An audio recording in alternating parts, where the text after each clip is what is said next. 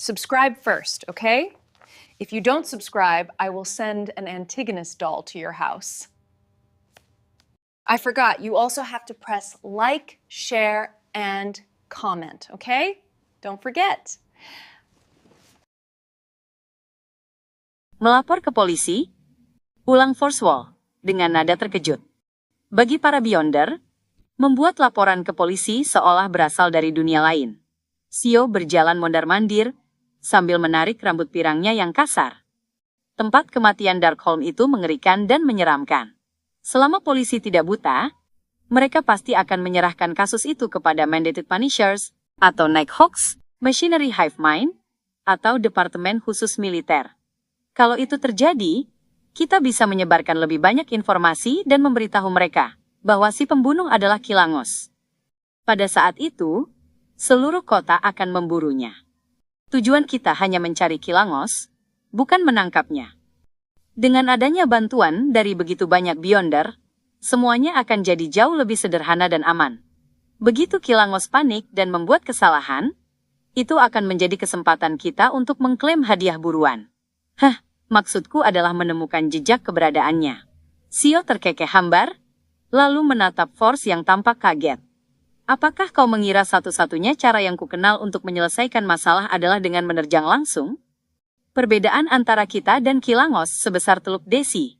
Force mengangguk perlahan dan berkata, pemahamanmu tentang dirimu sendiri benar sekali.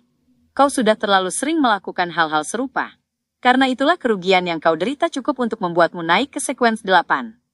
Untungnya, kali ini kau masih cukup rasional. Sio menunduk menatap belati segitiganya. Ia termenung sejenak lalu berkata, terus terang saja, tadi aku jelas merasakan kehadiran kematian. Kilangos pasti berada di dekat situ. Itu aura yang cukup jahat untuk menghancurkan kita kapan saja. Itu memicu naluri bertahan hidupku. Force melirik gelang peraknya yang hanya tersisa 2 batu, lalu berpikir serius. Aku setuju dengan idemu. Mari kita kabari Nona Audrey terlebih dahulu, lalu buat laporan ke polisi setelahnya. Entah Darkholme atau anak buahnya yang menemukan jejak Kilangos, kita tetap bisa menyelidiki melalui jalur itu untuk mengetahui area aktivitas dan lokasi tempat tinggalnya. Sio mengernyitkan alis pirangnya. Tapi Kilangos jelas tidak akan berdiam di tempat yang sama. Sebagai salah satu dari 7 laksamana bajak laut, bahkan dengan bantuan artefak mistis sekalipun, Kilangos harus tetap sangat berhati-hati di Backlund. Bahkan Nas, sang Raja Lima Lautan, pernah mengalami bencana di sini dan hampir tertangkap. Bukan begitu maksudku. Jelas Force. Yang kupikirkan adalah menyimpulkan atau memastikan tujuan Kilangos datang ke Backlund, berdasarkan petunjuk yang ada. Begitu kita tahu apa yang ia incar, tak peduli bagaimana ia menyamar atau apapun triknya, pada akhirnya ia akan terekspos. Saat itulah misi kita selesai. 2 tahun menulis novel, mengajariku bahwa segalanya jadi sederhana begitu kita menemukan inti masalahnya. Sio menatap sahabatnya dengan kaget. Ia nyaris tak percaya perempuan itu baru saja mengucapkan pernyataan selogis itu. Aku berbeda denganmu. Aku hanya terlalu malas untuk berpikir. Sedangkan kau berpikir dengan ototmu. Force manyun, memiringkan kepala, lalu tersenyum. Mengejekku tidak membuatmu lebih pintar. Sio berusaha merapikan beberapa helai rambut pirangnya yang mencuat. Baiklah, mari kita pergi ke Empress Borough dan memberitahu Nona Audrey tentang ini. Force mengangguk tipis. Lalu, bagaimana cara kita menghubungi Nona Audrey dalam keadaan darurat? Sio sempat terdiam, lalu menatap jauh ke arah Nisan sambil berkata. Dia bilang anjing peliharaannya yang kita lihat tadi, berjalan-jalan sendiri setidaknya 5 kali sehari. Jalan berikutnya pasti setelah makan siang. Dengan kata lain, kita harus mondar-mandir dengan mencurigakan di luar rumah besar Earl Hall. Ujung bibir Force berkedut. Sio tiba-tiba melirik ke samping dengan senyum menjilat. Force, atau kau lebih suka menyelinap masuk saja? Kurasa itu tidak sulit untukmu. Bukankah itu keahlianmu? Seorang bangsawan turun-temurun selama berabad-abad, salah satu anggota parlemen paling berpengaruh di House of Lords, pemegang saham terbesar Farfat Bank, pemegang saham keempat terbesar Backlund Bank, konsultan khusus Imperial Bank of Loen, pemegang saham ketiga terbesar Sucit Bank di Republik Intis, pemegang saham kedua terbesar di Constant Coal and Steel Consortium, dan masih banyak lagi. Itulah gelar ayah Nona Audrey. Sio, gunakan otakmu. Bagaimana mungkin seorang pria seperti itu tidak mempekerjakan Beyonder? Bagaimana mungkin dia tidak memiliki koleksi berharga? Ini berbeda dari para Viscount dan Baron melarat. Jawab Force dengan jengkel. Demi Tuhan, kalau aku nekat menyelinap masuk, aku pasti tertangkap dalam 5 menit. Sio mengangguk-angguk setuju. Baiklah, kita tunggu saja Golden Retriever itu. Setelah berkata begitu, ia melangkah duluan. Beberapa langkah kemudian, ia menoleh sambil berkata, "Nanti aku akan mengganti kerugian dan kerusakanmu." Maksudku, batu itu? Tentu saja. Mendengar itu, Force tersenyum miring. Aku menyelamatkan diriku sendiri. Dan Sio, kau salah jalan? Ya Tuhan, kalau kau seorang apprentice lalu suatu hari naik menjadi traveler, itu pasti bencana. Di luar rumah megah Earl Hall, Sio dan Force bersembunyi di balik pohon parasol intis, mengamati bangunan sasaran mereka dalam diam, memperhatikan orang-orang yang lalu lalang. Entah berapa lama, akhirnya mereka melihat Golden Retriever itu keluar dari lubang tersembunyi di bawah dinding. Ia menegakkan telinga dan menoleh ke kiri kanan dengan sangat waspada. Begitu Susi mulai berjalan dengan riang, tiba-tiba muncul seekor anjing jantan hitam entah dari mana.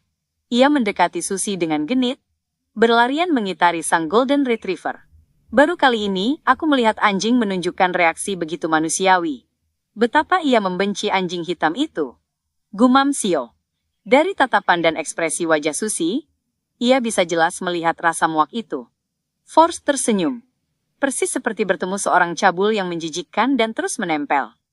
Melihat Susi berusaha mempercepat langkah untuk menghindar, Sio berdiri tegak dan menjatuhkan keadilan. "Putusanku, tinggalkan dia sendiri," seru Sio dengan wajah serius. Anjing hitam itu kaget, lalu kabur dengan ekor di antara kaki. Susi menghela napas lega dan memperlambat langkahnya. Ia menggonggong sopan dan mengibaskan ekor. "Hampir saja aku mengucapkan terima kasih pada mereka," pikir Golden Retriever itu dengan gembira. Itu pasti akan jadi situasi yang sangat canggung.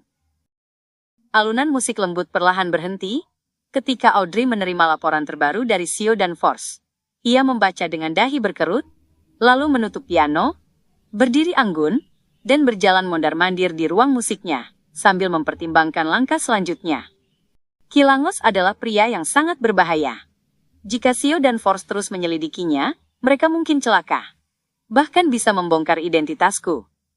Ya, lebih baik aku mengikuti saran mereka saja. Oh ya, masih ada 2 jam sebelum Tarot Club. Kira-kira apa saran Tuan Full? Kalau dia tetap tak tertarik, aku akan membicarakannya dengan The Hanged Man dengan lebih hati-hati, pikir Audrey sambil perlahan menenangkan diri. Ini pertama kalinya ia menghadapi, atau mungkin bisa disebut ditempatkan dalam situasi berbahaya seperti ini. Sudah ada 1 korban jiwa. Pukul 3 sore, penglihatan Audrey beralih dari kabur merah ke abu-abuan, menjadi pemandangan kabut kelabu tanpa batas, istana menjulang yang tampak seperti tempat tinggal seorang raksasa, meja panjang perunggu tua yang penuh noda, dan sosok The Fool yang selalu diselubungi kabut tebal. Terakhir, ia melihat The Hanged Man dan The Sand. Saat itu, kegelisahan Audrey seolah mencair, ia merasa begitu aman, begitu tenang. Aku sedang menghadiri klub tarot yang tak berada di dunia nyata, berhadapan dengan Tuan Full yang nyaris seperti dewa. Kilangos dan aku berada di level yang berbeda. Audrey duduk tegak dengan penuh percaya diri, mengangkat dagunya sedikit, lalu menyapa ceria. "Selamat siang Tuan Full." "Selamat siang Tuan Hanged Man." "Selamat siang Tuan San." Setelah mereka saling menyapa, Klein melihat Nona Justice menunjukkan niat ingin berbicara, maka ia mengangguk tipis sebagai tanda izin. "Yang terhormat Tuan Full, apakah utusan yang Anda berkati sudah menerima kompensasi 300 pound itu?" tanya Audrey, menahan diri untuk tidak langsung membicarakan Kilangos, sambil tetap menunjukkan kepedulian pada utusan sang pemimpin. Klein tersenyum.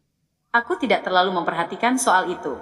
Tapi karena utusanku tidak meminta bantuan tambahan, kurasa ia sudah menerimanya." "Ya, aku sudah memeriksanya berkali-kali. Ada 300 pound di rekening bank anonimku," tambah Klein dalam hati dengan gembira. "Itu kabar baik." Audrey menghela napas lega, lalu menoleh. Tuan Hangedman, ada perkembangan terkait Kilangos. Algir langsung duduk tegak. Ia tak bisa menyembunyikan kegembiraannya. Di mana dia? Sayangnya, ia menyadari penyelidikan kami tepat setelah jejaknya ditemukan. Ia membunuh salah satu orang yang terlibat. Audrey lalu mengulang inti cerita dari Shio dan Force, serta menjelaskan rencana tindak lanjut mereka dengan detail. Algir mengangguk pelan. Aku akan memperhatikan ini dengan seksama. Kemudian ia menoleh ke arah kursi kehormatan di meja perunggu panjang itu. Dengan tatapan kosong The Sun, Derek, yang mendengar namun tak memahami apapun, ia berkata, "Yang terhormat Tuan Full, jika aku berhasil mengetahui tujuan sejati Kilangos dan benda mistis penting yang ia incar, izinkan aku menyebut nama Anda dan memberitahu Anda melalui ritual." Ia tidak mengulangi permintaan agar utusan The Full memberinya bantuan. Karena ia sudah pernah mengajukan hal itu, dan The Full sudah memberi jawaban, tak ada gunanya menekankan kembali.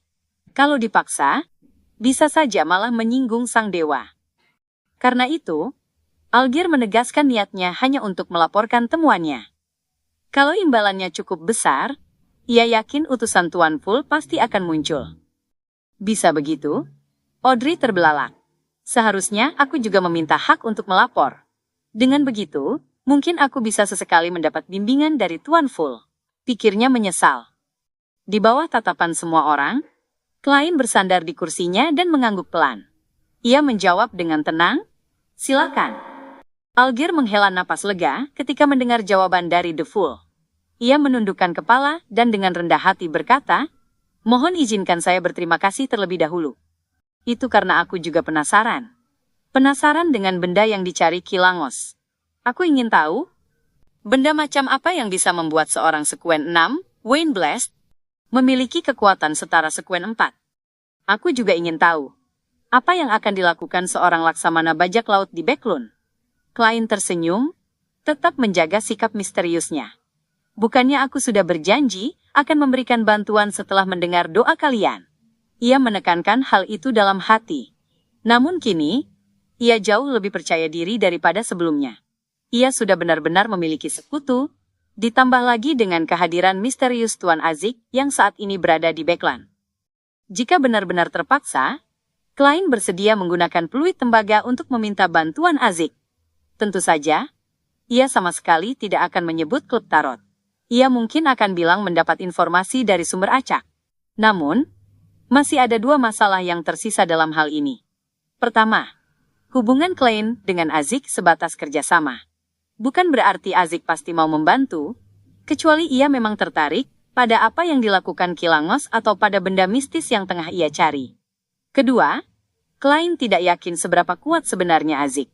Bahkan jika ia berasumsi bahwa Azik adalah seorang Beyonder dengan urutan tinggi, ia tetap harus mempertimbangkan kenyataan bahwa hilangnya ingatan mungkin telah melemahkan kemampuannya. Bagaimanapun juga, pengetahuan biasanya berbanding lurus dengan kekuatan. Kehilangan pengetahuan pasti mengurangi kekuatan Azik.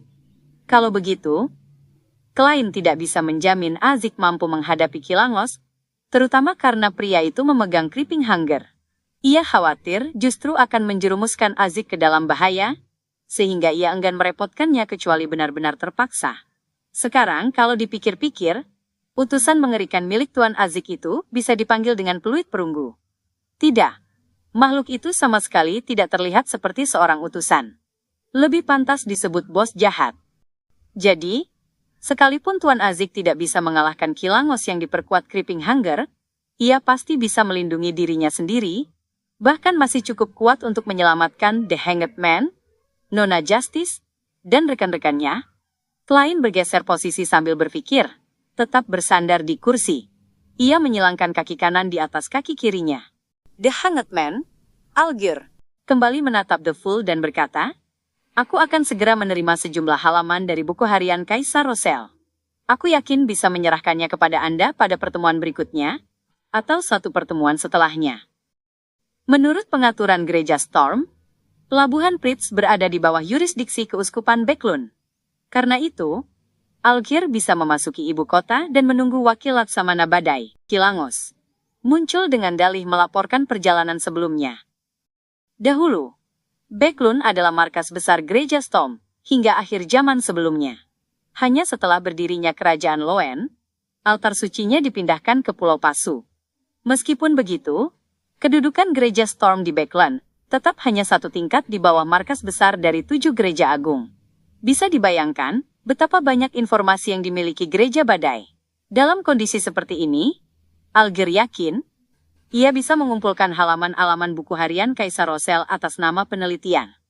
Lagi pula, untuk saat ini halaman-halaman itu belum bisa dibaca. Klein menambahkan nada riang dalam suaranya, sambil mengangguk lembut. Sangat bagus. Namun sebenarnya, perasaannya bercampur antara gembira dan cemas. Ia senang karena sebentar lagi bisa melihat beberapa halaman buku harian Kaisar Rosel. Halaman-halaman itu mungkin berisi banyak informasi berguna. Tetapi, ia juga khawatir tentang apa yang harus ia berikan kepada The Hanged Man sebagai imbalan.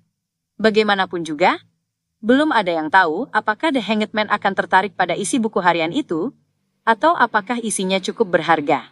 Bahkan seorang seer tidak bisa mengetahuinya terlebih dahulu. Apa aku benar-benar harus membiarkan utusanku membantunya? Klein menghela napas diam-diam. Audrey Hall buru-buru angkat bicara ketika melihat percakapan antara The Hanged Man dan The Fool berakhir. Yang terhormat Tuan Fool, bolehkah saya melafalkan nama Anda dan memberitahu Anda melalui ritual, jika saya memperoleh informasi yang tepat waktu dan bermanfaat? Tepat waktu. Pilihan kata Nona Justice benar-benar halus. Dibandingkan dengannya, kau terlalu kasar, Hanged Man. Klein mengangguk ringan, lalu berkata menembus kabut. Kau boleh melakukannya. Hebat. Audrey diam-diam mengepalkan tinjunya dengan semangat. Di saat bersamaan, Klein menoleh ke arah The Sun, Derek Berg, yang sejak tadi hanya diam mendengarkan. Ia berkata dengan tenang, hal yang sama berlaku untukmu juga. Baik Tuan Fool. Derek menundukkan kepala. Istana megah itu hening selama beberapa detik sebelum Audrey berkata, aku membutuhkan kelenjar pituitari lengkap dari seekor Rainbow Salamander. Salah satu bahan utama ramuan telepatis, The Hanged Man, Alger, sedikit mengangguk seakan merenung. Aku tidak memilikinya. Terus terang, aku hanya pernah melihat makhluk itu di buku pelajaran. The Sun, Derek. Mendengar istilah itu secara otomatis diterjemahkan kepadanya sebagai Phantom Nether Drake. Buku pelajaran macam apa yang membahas makhluk supernatural? Betapa irinya diriku. Aku hanya bisa mendapatkan informasi semacam itu di pertemuan para Beyonder, dari cerita mulut ke mulut, atau dari secarik kertas kusut. Tidak ada sistem yang rapi. Pencarianku akan pengetahuan tidak teratur. Aku harus mencari cara untuk menukar buku pelajaran milik Sun suatu saat nanti. Dia juga tertarik pada formula ramuan Bart. Audrey berpikir, agak iri.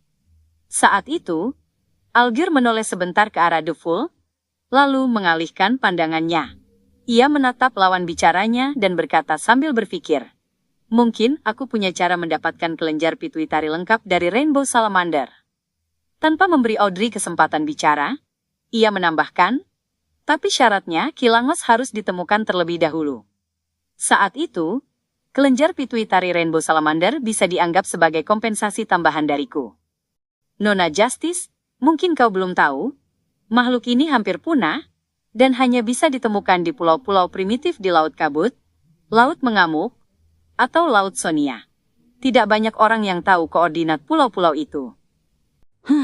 Kalau kau tertarik, kita bisa membuat kesepakatan, karena aku termasuk sedikit orang yang tahu jalan ke sana. Aku juga tertarik pada pulau-pulau primitif itu. Klein diam-diam mendengarkan percakapan mereka. Mengingat kepunahan Rainbow Salamander, ia tiba-tiba teringat leluconnya bersama Pak Tuan Neil, tentang asosiasi perlindungan naga dan raksasa. Ia hanya bisa menghela napas dalam hati. Audrey merasa sangat bersemangat setelah mendengar hal itu. Ia menahan perasaannya dan berkata, dulu aku pernah bermimpi melakukan pelayaran untuk mencari pulau-pulau primitif itu, demi meresapi sejarahnya. Ya Tuhan, klub tarot ini terlalu hebat, terlalu luar biasa. Bisa merekrut anggota yang mengetahui koordinat pulau-pulau primitif. Segala puji bagi Tuan Fool. Audrey sampai kehilangan kendali sebagai spektator, sebuah senyum tipis pun terbit di wajahnya. Pulau primitif? Klein sempat tertegun, lalu teringat sebuah halaman dari buku harian Kaisar Rosel yang pernah ia lihat, di mana sang kaisar menggambarkan dirinya sebagai Raja Bajak Laut. Ia menulis bahwa ia menemukan sebuah pulau tak bernama, penuh dengan makhluk supernatural ketika ia dan Four Horsemen of the Apocalypse-nya menyeberangi Laut Kabut melalui jalur laut berbahaya.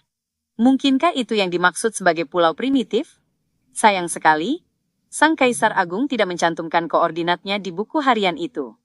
Mungkin informasinya ada di halaman-halaman lain, tapi sejauh ini aku belum menerima buku harian dalam urutan kronologis. Klein dipenuhi penyesalan sekaligus harapan. The Sun, Derek. Justru makin bingung dengan istilah seperti Laut Kabut, Laut Mengamuk, Laut Sonia, dan Pulau Primitif. Ia semakin yakin bahwa Nona Justice dan Tuan Hangman berasal dari dunia yang berbeda dengannya. Setelah menenangkan diri beberapa detik, Audrey bertanya penasaran. Apakah kepunahan Rainbow Salamander berarti jalur spektator akan segera terputus? Tidak, pasti akan ada bahan pengganti. Alger menjawab dengan tegas. Bahan pengganti apa? Mata Audrey berbinar saat bertanya. Alger menggeleng, menjawab tanpa membuka kebenaran yang lebih dalam. Aku tidak tahu. Mungkin anggota alkemis psikologi mengetahuinya. Kalau begitu, bagaimana kau bisa begitu yakin pasti ada bahan pengganti? Audrey tidak mengerti. Alger tertawa. Kau akan mengerti pada waktunya? Atau, apa kau punya sesuatu untuk ditukar demi informasi itu sekarang juga? Aku rasa lebih baik aku menunggu saja. Audrey manyun sambil menghela napas. Ia juga mengurungkan niat bertanya pada Tuan Full. Tidak ada gunanya untukku sekarang. Hangman pasti akan menanyakan sesuatu tentang wakil Laksamana Badai, dan aku tidak boleh ikut terlibat terlalu jauh dalam masalah itu. Ia tiba-tiba merasa ingin memuji kecerdasannya sendiri, namun, yang sama sekali tidak ia sangka adalah, Tuan Full justru merasa sangat kecewa saat itu. Klein sebenarnya cukup penasaran dengan rahasia yang tersirat dari ucapan Alger. Sayang sekali, Nona Justice, yang selama ini paling banyak membantu, memilih untuk tidak melanjutkan transaksi. Apapun metode transaksi yang dilakukan, isinya tidak bisa disembunyikan dari sang pemilik kabut. Baiklah, sekalipun Rainbow Salamander hampir punah, para alkemis psikologi tetap saja menyebarkan formula yang mencantumkannya sebagai bahan, bukannya menawarkan bahan pengganti. Apa artinya mereka memiliki koordinat pulau-pulau primitif tertentu? Atau mereka bekerja sama dengan organisasi yang memiliki koordinat itu? Klein bertanya-tanya. Setelah pembahasan transaksi berakhir, Klein menyapu pandangannya ke sekeliling, lalu menoleh ke The Sun. Dengan nada lembut, ia bertanya, apakah Kota Perak masih mempercayai para dewa? Klein hanyalah anggota resmi Nighthawks dan belum memiliki akses pada pengetahuan mistisisme tingkat tinggi. Contohnya saja ritual pengorbanan. Maka, demi memperdalam pemahamannya tentang cara mempersembahkan sesuatu bagi dirinya sendiri, untuk memindahkan benda ke ruang misterius di atas kabut abu-abu, sebagai seorang sekuen 8, Klein harus segera mempelajarinya dari sumber lain. Setelah berpikir panjang, ia menemukan 3 cara. Pertama, bertanya kepada Spirit Guide Dali, yang mahir dalam sihir ritual sekaligus seorang diakon. Namun, hal itu mungkin menimbulkan kecurigaan, jadi Klein hanya bisa menunggu kesempatan. Kedua, ia bisa bertanya pada Tuan Azik, tapi ia tidak yakin Azik mampu mengingat kembali pengetahuan di bidang itu. Ketiga, ia bisa memakai cara berputar untuk menanyakan pada Sun, yang tinggal di Kota Perak. Klein sudah memikirkan cara untuk melakukannya sambil tetap menjaga citra dirinya. Apapun pertanyaannya, harus dihubungkan dengan para dewa. Derek menjawab dengan nada penuh hormat, kami masih percaya pada dewa yang menciptakan segalanya, dewa yang maha kuasa dan maha tahu. Saat mendengar pertanyaan The Fool, Audrey segera memasang telinga dan memasuki keadaan sebagai seorang pengamat. Ia menunggu jawaban dari The Sun. Sejak lama, ia sudah penasaran di mana letak Kota Perak dan apa istimewanya tempat itu, namun ia tidak berani bertanya langsung. Bagaimanapun, itu menyangkut ranah pribadi. Kini, Tuan Full justru menanyakannya sendiri. Rasanya seperti ketika ia menamatkan jilid pertama sebuah novel detektif luar biasa, yang sudah lama ia baca, lalu akhirnya mendapat kesempatan membeli jilid berikutnya. Jawaban The Sun tidak membuatnya kecewa. Mereka tidak mempercayai 7 dewa ortodoks arus utama, juga tidak mempercayai Death seperti di benua selatan. Mereka pun tidak mempercayai eksistensi tersembunyi seperti dewa jahat, Iblis, atau Primordial Demones, juga Hidden Sage, sisi gelap alam semesta, serta Chain God, dan The True Creator, yang pernah disebutkan The Hanged Man kepadanya. Kota perak memang benar-benar istimewa. Mereka justru menyembah sang pencipta itu sendiri. Bukankah ini yang disebut penyembahan primordial seperti yang dijelaskan The Hanged Man? Deskripsi tentang kemahakuasaan itu agak aneh. Audrey tanpa sadar melirik ke arah The Hanged Man dan mendapati ia mengangguk tipis. Klein sama sekali tidak terkejut. Ia justru terkekeh dan balik bertanya. Meskipun dia telah meninggalkan kalian? Meninggalkan? Sang pencipta meninggalkan kota perak? Alger terperanjat. Seketika ia teringat sebuah istilah, tanah yang diterlantarkan dewa. Dalam arsip rahasia gereja Storm, dengan tingkat akses yang dimiliki Alger sebagai kapten, setara dengan uskup, tanah yang ditelantarkan dewa selalu hanya berupa nama tanpa deskripsi jelas. Namun, istilah itu jelas mengarah pada ujung Laut Sonia. Sejauh yang ia tahu, bahkan para kardinal di pusat gereja tidak mengetahui makna sesungguhnya. Hanya pemimpin tertinggi gereja, wakil Dewa Badai, yang tahu sedikit dan tampak memimpin misi tersembunyi untuk mencari tanah yang diterlantarkan dewa. Alger pernah berani menebak bahwa tempat kudus True Creator yang diagungkan Aurora Order sebenarnya adalah tanah yang diterlantarkan dewa. Namun, karena The Fool tak pernah mengonfirmasi dugaan itu, ia tak bisa memastikan. Kini, ia terkejut sekaligus heran ketika menyadari bahwa anggota klub tarot dengan nama Sandy the Sun kemungkinan besar memang berasal dari tanah yang diterlantarkan dewa. Tuan Fool ternyata mengetahui lokasi tanah yang diterlantarkan dewa sejak awal, bahkan bisa menarik seseorang dari sana untuk menjadi anggota pertemuan. Tempat tersembunyi yang selama ini sia-sia dicari oleh gereja Storm. Algier memandang The Fool yang duduk di kursi kehormatan di ujung meja perunggu kuno itu dengan ngeri. Namun yang terlihat hanyalah sosok yang bersandar tenang di kursinya, tubuhnya tertutup kabut pekat. Audrey sendiri tidak terlalu terusik.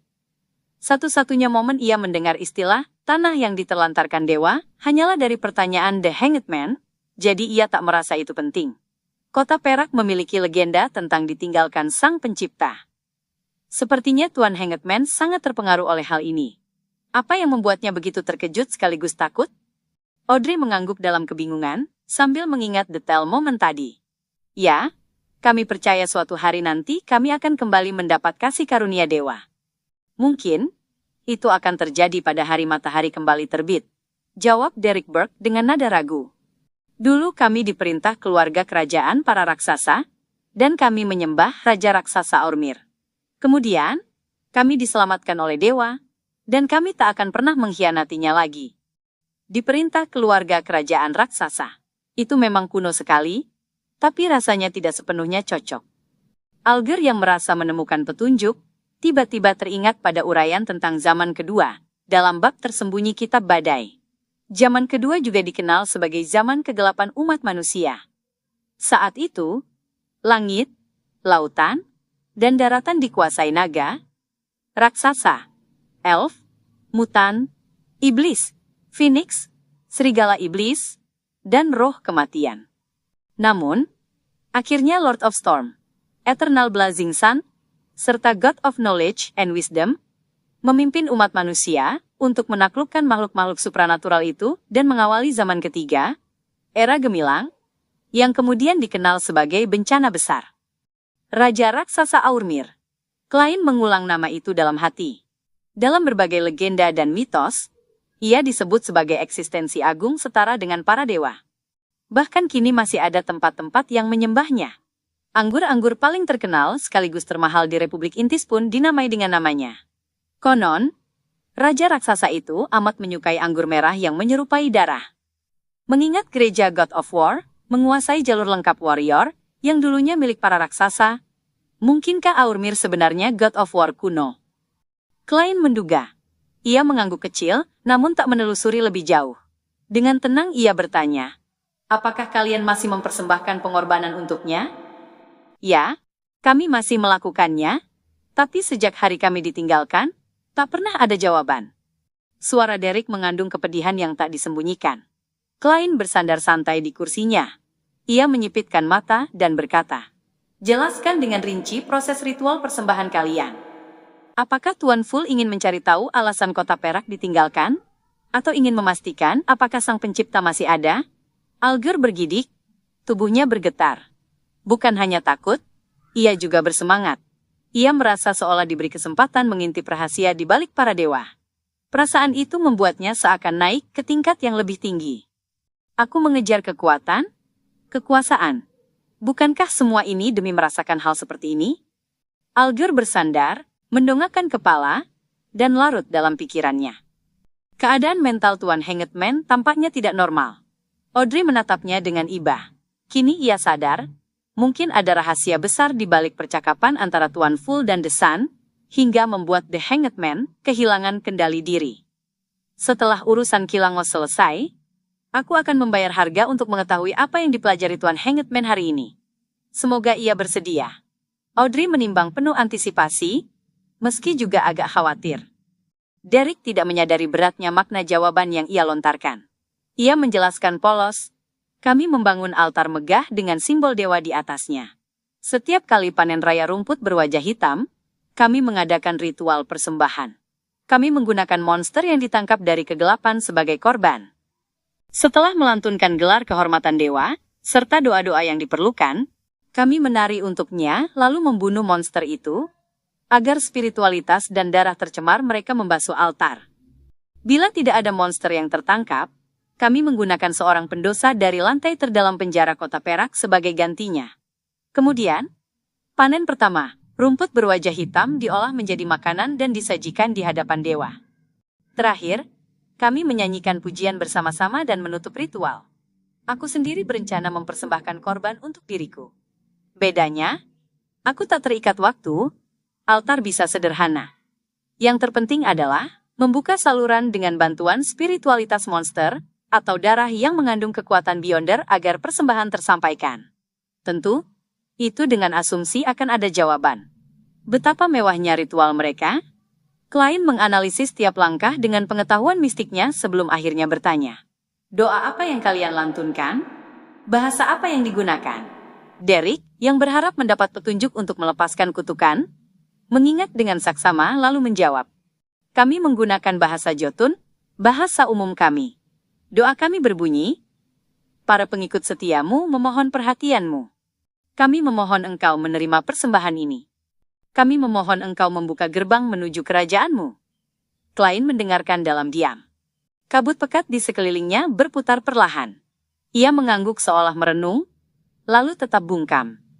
Apapun yang ia pelajari dari jawaban itu, tentu tak akan ia bagikan. Alger menganggap itu wajar. Bagaimana mungkin rahasia para dewa diungkap langsung pada manusia biasa? Sementara itu, Derek membulatkan tekad untuk segera memperkuat diri agar bisa menawarkan sesuatu yang cukup berharga hingga menarik minat Tuan Full untuk memberi bimbingan. Setelah beberapa saat, klien pun mengakhiri pertemuan. Ia menyaksikan sosok Justice, lalu The Hangman, dan The Sun memudar. Ia menunduk, menatap kabut abu-abu tanpa batas dan bintang merah yang seakan abadi. Namun sejak ia maju ke sekuen 8, ia mendapati bisa menghubungkan lebih banyak bintang. Dengan kata lain, ia bisa menarik lebih banyak anggota. Setidaknya 2. Klien mengangguk samar. Ia tidak terburu-buru menambah anggota baru. Rencananya sama seperti dulu. Menunggu, mengamati, lalu menilai bila Justice atau The Hangman punya rekomendasi.